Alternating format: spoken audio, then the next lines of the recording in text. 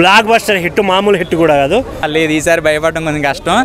నిజంగా ఈసారి కోన వెంకట గారు కదా, నిజంగా ఆత్మలతో తీస్తే ఈసారి భయపడతారు కంపల్సరీగా. నిజంగా ఆర్టిస్టులతో కాకుండా ఆత్మలతో. ఎందుకంటే ఇందులో అసలు అంజలి గారు వచ్చి 50 మూవీస్ కంప్లీట్ చేసిన లేదు, నిన్న మొన్న వచ్చినట్టుంది.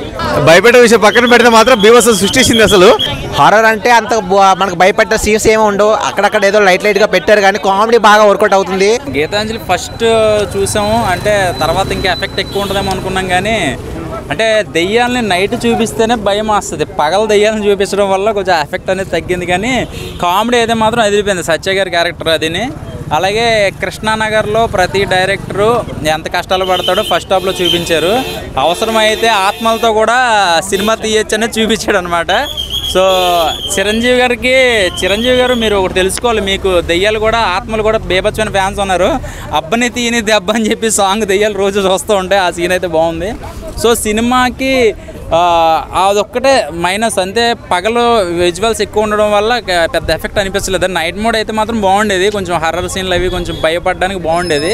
ఇక ఆ కామెడీ తప్పించి పెద్దగా చెప్పుకోదగ్గది ఏం లేదు చెప్పాలంటే. లేదు, అదే చెప్తున్నా కదా, హర్రర్ అనేది భయం ఉంటే కొంచెం మనకి ఇంకా చూడాలనిపిస్తుంది.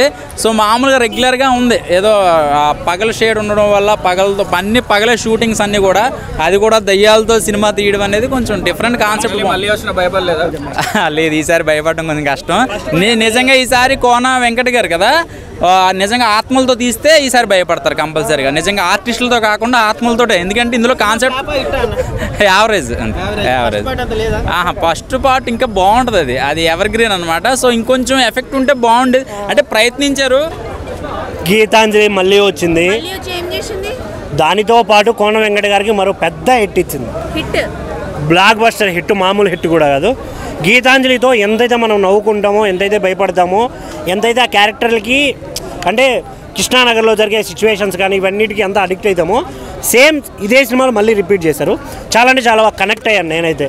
బికాజ్ సీక్వెల్ అంటే ఏదో తీయాలి, హిట్ సిరీస్ కదా ఏదో డబ్బులు చేసుకుందాం అని కాకుండా ఒక ప్రాపర్ ప్లానింగ్తో తీయడం అనేది చాలా తక్కువ మందికి ఉంటుంది. అలాంటిది ఈయన కోన వెంకట గారు ఎలా ప్లాన్ చేశారో తెలియదు కానీ పర్ఫెక్ట్ ప్లానింగ్ అనిపించింది నాకైతే. సినిమా స్టోరీ విషయం ఇందులో చేసిన ప్రతి ఒక్క క్యారెక్టరైజేషను ఈక్వల్గా ఉంది. ఇందులో ఇది హైప్, ఇది తక్కువ, ఈయన హీరో ఇలా ఏం లేదు. సత్యం రాజేష్ అన్న కానీ, శంకర్ బ్రో కానీ, శ్రీనివాస్ రెడ్డి గారు కానీ, ఇంకోటి మా హీరో సత్య బ్రో, సునీల్ అన్న, అంజలి గారు, ఇంకా కొన్ని క్యారెక్టర్స్ ఉన్నాయి.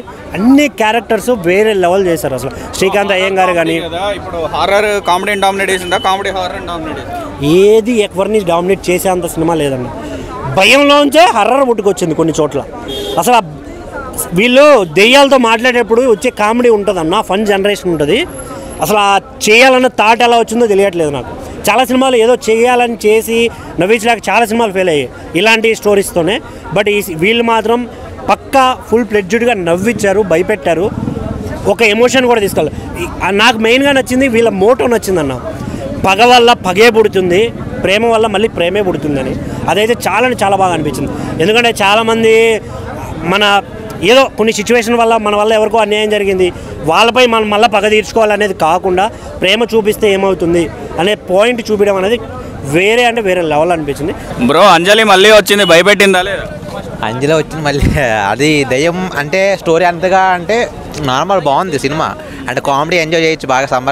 సమ్మర్ క్యాంప్లో ఒక గుడ్ మూవీ ఎంజాయ్ చేయాలంటే ఒక కామెడీ పరంగా చూసుకుంటే ఎంజాయ్ చేయొచ్చు. అంటే దెయ్యాలతో సినిమా తీసినట్టుగా ఒక బంగ్లాలో పెడతారు, 3 క్యారెక్టర్స్ ఉంటాయి, దాంతో స్టోరీ ఉంటుంది, ఆ స్టోరీని తీసుకెళ్లారు, కొంచెం ఎంజాయ్మెంట్ చేయొచ్చు బాగా. అంటే గీతాంజలి మూవీకి ఈ మూవీకి సీక్వెల్ కింద చూపించాడు, సేమ్ ఉంటా. అంటే దీంట్లో రొటీన్గా అనిపించకుండా కొంచెం కొత్తగా ట్రై చేస్తారు. మూవీ అయితే ఎంజాయ్ చేయొచ్చు భయ్యా, కంపల్సరీ మీరు ఎంజాయ్ చేస్తారు గీతాంజలి మూవీ.